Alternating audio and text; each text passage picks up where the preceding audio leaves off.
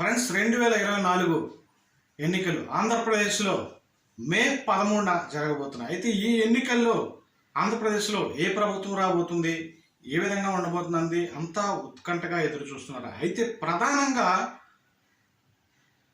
ప్రతిపక్షంలో ఉన్నటువంటి తెలుగుదేశం పార్టీతో ఎలియన్స్ అయినటువంటి జనసేన పార్టీ పవన్ కళ్యాణ్ ఈరోజు ఆంధ్రప్రదేశ్ రాజకీయాల్లో కీలక పాత్ర వహిస్తున్నారన్నలో ఏమాత్రం సందేహం లేదు.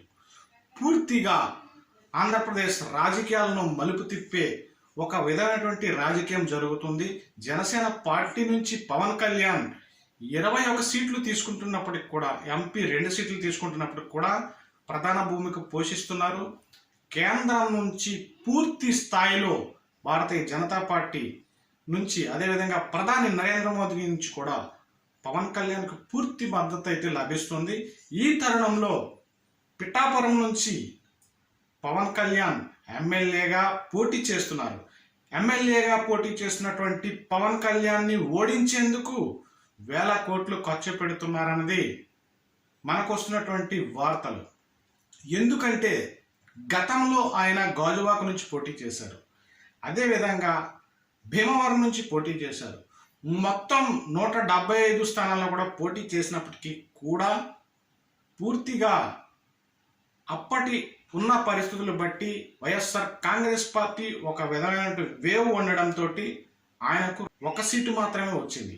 ఆ 1 సీటు రాపాక వరప్రసాద్.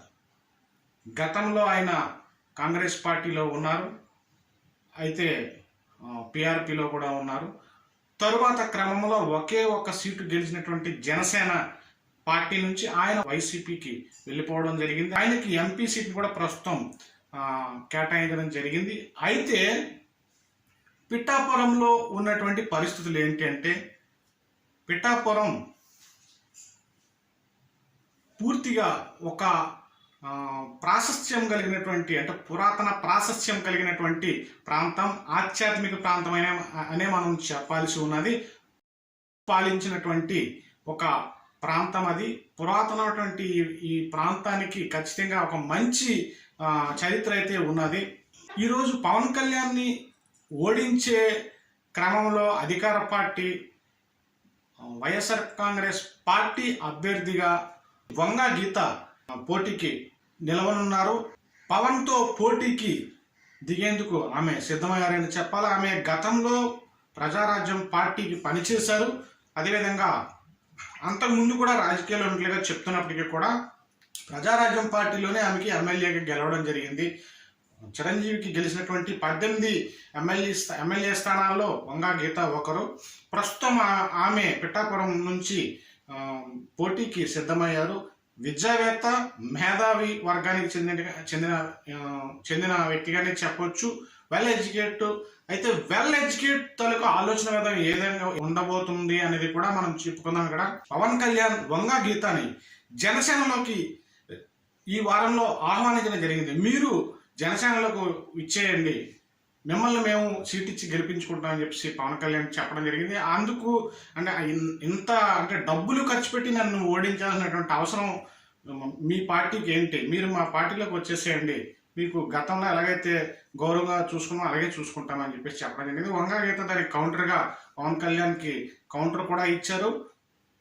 డబ్బులు అనేది ప్రజల్ని ఎలా చీప్గా చూడదని ఒక మాట అంటున్నప్పుడు కూడా వాస్తవానికి ఇక్కడ డబ్బులు ఎలా ఖర్చు పెడతారనేది ఫీడ్బ్యాక్ అయితే పవన్ కళ్యాణ్ కూడా వివరించడం జరిగింది.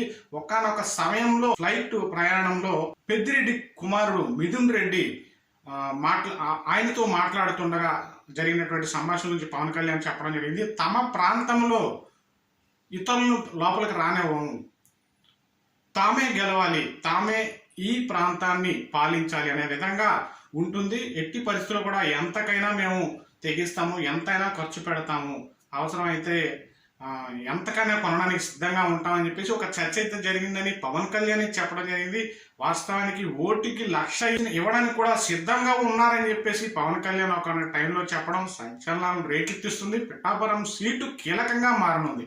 ఇక గత 2019 ఎన్నికల్లో వైఎస్ఆర్ కాంగ్రెస్ పార్టీ నుంచి అక్కడ పెండెం దొరబాబు గెలుపొందారు. అయితే ఈసారి ఆయనకి ఎందుకు ఇవ్వలేదు, చాలా ప్రాంతాల్లో సీట్లు ఇవ్వలేదు. అదేవిధంగా పిఠాపురం కూడా పెండెం దొరబాబుకి ఎందుకు కాపు సామాజిక వర్గం అయినటువంటి పెండెం దొరబాబుకి ఎందుకు ఇవ్వలేదని ప్రశ్నార్థకం. అతను కూడా అంటే ఆ ఎమ్మెల్యే అభ్యర్థి కూడా వ్యక్తిగతంగా మంచి ఇమేజ్ ఉన్నటువంటి వ్యక్తి. ఒక రకమైన అసంతృప్తి ఉంది. సిట్టింగ్ ఎమ్మెల్యే అసంతృప్తి ఉన్నప్పుడు వంగా గీత ఇప్పుడు నిలబడి ఎమ్మెల్యే పోటీకి దిగుతున్నప్పటికీ కూడా ఏ విధంగా సమస్యాత్మకంగా మారే అవకాశం లేదా? అక్కడ ఉన్నటువంటిది పవన్ కళ్యాణ్ ఒక కమ్యూనిటీ సంబంధించిన వ్యక్తి, వంగా గీత అదే కమ్యూనిటీ సంబంధించినటువంటి వ్యక్తి, పెండెం దొరబాబు అదే కమ్యూనిటీ సంబంధించినటువంటి వ్యక్తి. అంటే ఇక్కడ ఒకే పార్టీలో ఇవ్వాల్సినటువంటి వ్యక్తికి ఇవ్వకుండా మరో వ్యక్తికి ఇవ్వడం వల్ల ఆ ఓటు కాస్త చీలే అవకాశం ఉంటుంది కదా. అక్కడ వంగా గీతకి అది మైనస్ పాయింట్ అవుతుంది. ఇది పవన్ కళ్యాణ్కి ప్లస్ అవుతుంది. మరో ప్లస్ పవన్ కళ్యాణ్కి ఏంటంటే ఒక మేధావి వర్గానికి ఒక చదువుకున్నటువంటి విద్యావేత్త అయినటువంటి వ్యక్తి ఇక్కడ వైఎస్ఆర్ కాంగ్రెస్ పార్టీ నుంచి పోటీ చేసినటువంటి వంగా గీత ఇప్పుడున్నటువంటి పరిస్థితుల్లో ఉచిత పథకాల గురించి వీటిని ఏంటంటే చదువుకున్న వ్యక్తులు వ్యతిరేకించడంతో వాస్తవం. అంటే ఒక మేధావర్గానికి చెందినటువంటి వంగా గీత ఉదాహరణకి కేంద్రంలో చూసుకుందాం. కేంద్రంలో మోడీని ఆమోదిస్తారా అంటే బీజేపీని ఆమోదిస్తారా? మోడీ ఉన్నటువంటి బీజేపీని ఆమోదిస్తారా? లేదంటే కాంగ్రెస్ పార్టీ ఇప్పటి వరకు మనం చూసాం రాష్ట్రాన్ని విభజించినటువంటి కాంగ్రెస్ పార్టీని ఆమోదిస్తారు. చూసినట్లయితే కాంగ్రెస్ పార్టీకి ఎట్టి పరిస్థితుల్లో ఆమోదం తెలపలేరు వంగా గీత కానీ జగన్ కానీ. అక్కడ ఇక మనం వారు ఆమోదం తెలపాల్సినటువంటిది బీజేపీకి ఖచ్చితంగా. అంటే కేంద్రంలోని రెండు పార్టీల్లో ఒక పార్టీ ఖచ్చితంగా వాళ్ళు ఆమోదం తెలపాలి, మద్దతు తెలపాల్సిందే ఇంటర్నల్గా. ఇక్కడ మోడీకి పవన్ కళ్యాణ్కి ఉన్నటువంటి సాన్నిహిత సంబంధాలు అందరికీ తెలిసిందే. ఖచ్చితంగా ఇక్కడ మరి మోదీని ఆమోదిస్తున్నట్టే కదా. జగన్ ఇంటర్నల్గా ఆమోదించకపోయినా మేధావర్గమైనటువంటి వంగా గీత ఖచ్చితంగా మోడీని ఆమోదిస్తున్నట్లే కదా. మోడీని ఆమోదిస్తున్నట్లయితే పవన్ కళ్యాణ్ కూడా ఖచ్చితంగా ఆమె సహకరించవలసిందే కదా.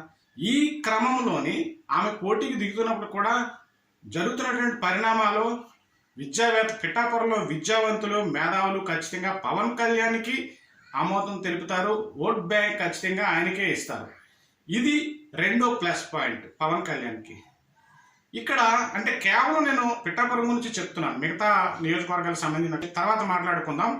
ప్రస్తుతం అయితే పవన్ కళ్యాణ్ గతంలోనే గాజువాక భీమవరంలో పోటీ చేశారు.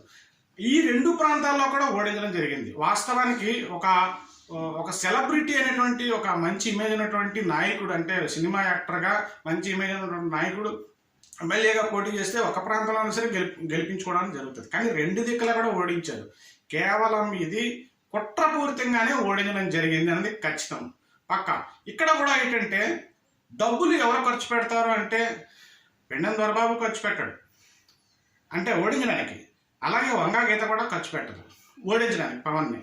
ఇక్కడ ఓడించడానికి ఎవరు చేస్తారన్నది ఏంటంటే ఆ ప్రాంతంలో ఆ కీలకమైన వ్యక్తికి బాధ్యతలు అప్పగించారు అన్నది పవన్ తాలూకా ఆరోపణ. వాస్తవంగా జగన్ పార్టీలో కీలకమైనటువంటి అంటే పార్టీని నెగ్గించుకోవడానికి అభ్యర్థులు నెగ్గించుకోవడానికి కోట్లాది రూపాయలు ఖర్చు పెడతారంట. అంటే రాజకీయంలో ఎన్ని సహజంగా మారిపోయాయి. పవన్ అనే వ్యక్తిని ఓడించకపోతే మనుగడ లేదు అనుకున్నటువంటి కీలకమైన కొంతమంది వ్యక్తులు ఉన్నారు. పవన్ని ఓడించడానికి ఎన్ని వేల కోట్లైనా సరే ఖర్చు పెడతారు. ఇప్పుడు అదే జరుగుతుంది. అయినప్పటికీ కూడా ఇవన్నీ కూడా చాలా కలిసి వచ్చే అంశాలు పవన్కి ఇక్కడ కనిపిస్తున్నాయి. 1000 కోట్లు ఎలా ఖర్చు పెడతారు అంటే ఇక్కడ ఉన్నటువంటి ఒకే కమ్యూనిటీ ఎక్కువ ఉంది, కాపు కమ్యూనిటీకి సంబంధించి. అలాగే ఉపకులాలు కూడా అక్కడంతా కూడా ఖచ్చితంగా ఇక్కడ ఉన్నారు. వీళ్ళు డబ్బులు తీసుకున్నప్పుడు కూడా ఖచ్చితంగా పవన్ కళ్యాణ్కే గెలిపించుకుంటారు. ఈసారి పవన్ కళ్యాణ్ గెలిపించుకోవాలన్నట్లయితే నాకు తెలిసి నా తాలూకా అనుభవం ప్రకారం పవన్ కళ్యాణ్ రాజకీయాల నుంచి వైదొలిగిపోవచ్చు, లేదంటే పూర్తిగా పార్టీని పక్కన పెట్టేసేవచ్చు. ఇంకా ఎందుకంటే నమ్ముకున్న వ్యక్తులే మోసం చేస్తున్నప్పుడు ఆ వ్యక్తుల కోసం ఇంకెంత సాక్రిఫైస్ చేయాలా? ఖచ్చితంగా పవన్ కళ్యాణ్ ఇప్పుడు తన మాట తన ఆలకించడు. తన మీద ఎవరైతే భరోసా చూపించారో, తనని ఎవరైతే అక్కడ చేర్చుకుంటున్నారో, కేంద్రం పవన్ అంటే చాలా ఆసక్తి చూపిస్తుంది. వాళ్ళ మాట ఆలకిస్తాడు ఖచ్చితంగా. ఎందుకంటే ప్రజల్ని తన అనుకున్న ప్రజలు ఎప్పుడైతే పవన్కి అండగా నిలబడలేదో ఖచ్చితంగా ఆ స్టెప్ తీసుకోవాల్సిన పరిస్థితి ఉంటుంది. ఆస్తులు మొత్తం ఖర్చు పెట్టుకుని ఉన్నాడు. పొలిటికల్ కోసం, రాజకీయం కోసం, రాష్ట్రం కోసం, రాష్ట్ర రాజకీయాలని ఒక కీలక మలుపు తిప్పేందుకు ఆయనకున్నటువంటి ఇమేజ్ తోటి ఖచ్చితంగా చాలా వ్యవహారాలు అయితే నడపడం జరిగింది, చాలా వ్యూహరచనలు అయితే చేయడం జరిగింది. ఈసారి ఎన్ని సీట్లు వస్తాయని తర్వాత సంగతి, టీడీపీ గెలుస్తుందా లేదని తర్వాత సంగతి. పిఠాపురం నుంచి పవన్ కళ్యాణ్ ఖచ్చితంగా గెలాల్సిన అవసరం ఉంది. 21 సీట్లలో 2-3 అటు ఇటు అయినా సరే ఖచ్చితంగా గెలుచుకోవాలనే అవసరం ఉన్నది. 2 ఎంపీలు గెలుచుకోవాల్సిన అవసరం ఉన్నది. ఖచ్చితంగా కేంద్రంతో సరైన పొత్తు ఉంటుంది. బీజేపీ తోటి టీడీపీ గెలిచినటువంటి సీట్లతో కూడా ఒక ఖచ్చితమైన మైత్రి భావం ఉంటుంది. ఈ క్రమంలో ప్రభుత్వాన్ని ఏర్పాటు చేయాలన్నది చంద్రబాబు, పవన్ కళ్యాణ్ ఒక ఆలోచన. రాష్ట్రంలో పరిస్థితులు ఎలాగా ఉన్నప్పటికీ కూడా బలంగా ఉన్నటువంటి శక్తిగా మారబోతుంది జనసేన. బలమైన నాయకుడిగా మారబోతున్నాడు రాష్ట్రానికి. దేశంలోనే కీలక నేతగా మారబోతున్నాడు పవన్ కళ్యాణ్ అన్నది ఖచ్చితమైనటువంటి అంశం. 1000 కోట్లు ఖర్చు పెడుతున్నారా అంటే ఖచ్చితంగా. అయితే ఇక్కడ ఉన్నటువంటి వంగా గీత కానీ, పెండెం దొరబాబు కానీ, పవన్ కళ్యాణ్ కానీ ముగ్గురు కూడా సౌమ్యులే. ఇక్కడ ఎటువంటి వివాదాలు కానీ, వాదనలు కానీ, గొడవలు కానీ ఏమీ జరగవు. చాపకంది నిధుల క్యాష్ అయితే ఇప్పటికే తరలిపోయినట్లుగా ఆరోపణలు ఉన్నాయి, విమర్శలు వెల్లువెత్తుతున్నాయి. ఇప్పటికే బిజినెస్ లావాదేవీల్లో ఎక్కడెక్కడ ఎవరెవరికి అనుకూలంగా ఉండాలో అన్నీ కూడా సర్దుబాటు జరిగిపోయినాయి. ఇది ఒక చారిత్రాత్మకమైనటువంటి గెలుపుగా పవన్ కళ్యాణ్ నిలబడినారు. 1,00,000 ఓట్లకు పైగా మెజార్టీతో గెలుస్తారని చెప్పేసి స్థానికంగా వస్తున్నటువంటి ఊహాగానాలు ఇంకా ఎక్కువే రావచ్చు. ఇది పవన్ కళ్యాణ్ మీద ఉన్నటువంటి నాకు తెలిసినటువంటి అప్డేట్. ఈ ప్రాంతం పూర్తిగా రాజరిక పాలనలో మంచి ప్రాశస్యం కలిగినటువంటి ఆధ్యాత్మికత ఉన్నటువంటి ప్రాంతం కూడా. దత్తపీఠం ఉన్నది ఇక్కడ. అదేవిధంగా ద్రాక్షారామం పుణ్యక్షేత్రం, శక్తిపీఠాలు ఉన్నటువంటి 18 శక్తిపీఠాలలో ఒక శక్తిపీఠమైనటువంటి ద్రాక్షారామం ఉంది. ఆ ప్రాంతంలో శక్తిని నేను నమ్ముతున్నానని పవన్ కళ్యాణ్ చెప్పడం జరిగింది. అమ్మ చూసుకుంటుందని చెప్పేసి చెప్పడం జరిగింది. పవన్ కళ్యాణ్కి అమ్మ ఆశీస్సులు ఉండాలని చెప్పేసి మనస్ఫూర్తిగా కోరుకుంటూ సెలవు తీసుకుంటున్నాను. నమస్తే, జై హింద్. నా అనాలిసిస్ మీకు నచ్చినట్లయితే లైక్, షేర్, సబ్స్క్రైబ్. జై హింద్.